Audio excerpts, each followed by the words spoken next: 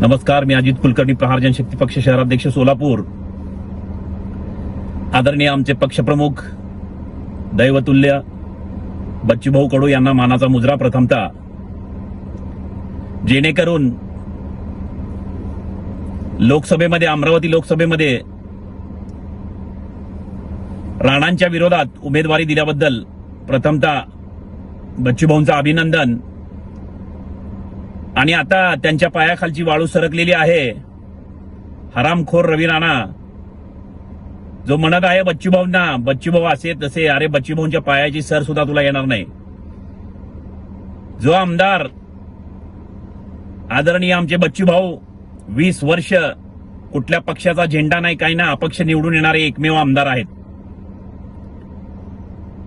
भारतामध्ये दिव्यांग मंत्रालय करणारे एकमेव आमदार आहेत। 105 वेळा रक्तदान करणारे एकमेव आमदार आहेत। आपल्या लग्नाचा खर्च टाळून 300 अपंगांना सायकली देणारे एकमेव आमदार आहेत। महाराष्ट्र राज्यात मला असा एखादा तरी आमदार दाखवा जेणेकरून जनसामान्यांसाठी, शेतकऱ्यांसाठी, अपंगांसाठी 350 गुन्हे दाखल असलेला एकमेव आमदार म्हणजे आमचे आदरणीय बच्चूभाऊ आहेत। राणा, त्यांच्यावर बोलायची तुझी लायकी नाहीये। तू स्वतःकडे बघ। बाईच्या जीवावर मोठा झालेला तू काय त्यांच्याबद्दल बोलतो? बच्चूभाऊंच्या केसाला जरी धक्का लागला तर अखंड महाराष्ट्र पेटून उडेल, हे या माध्यमातून मी तुला सांगू इच्छितो। तू तुझ्या मतदारसंघापुरता आहेस। दरेकर सुद्धा परवा म्हटले, दरेकर सुद्धा दरेकरच्या मतदारसंघापुरता आहे।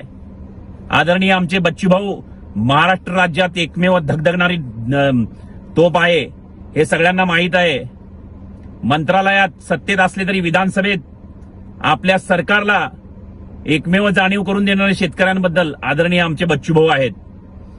हे सगळं माहिती असताना तुला लाज वाटत नाही का रे? तू बच्चूभाऊंबद्दल बोलतो। अरे राणा, आता राहिला नाही तुझा काही बाणा। संपलाय तुझा ताठरपणा, मोडलाय तुझ्या पाठीचा कणा।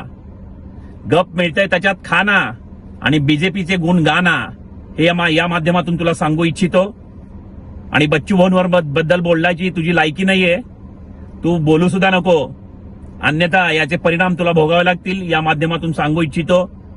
धन्यवाद। जय हिंद, जय महाराष्ट्र, जय प्रहार।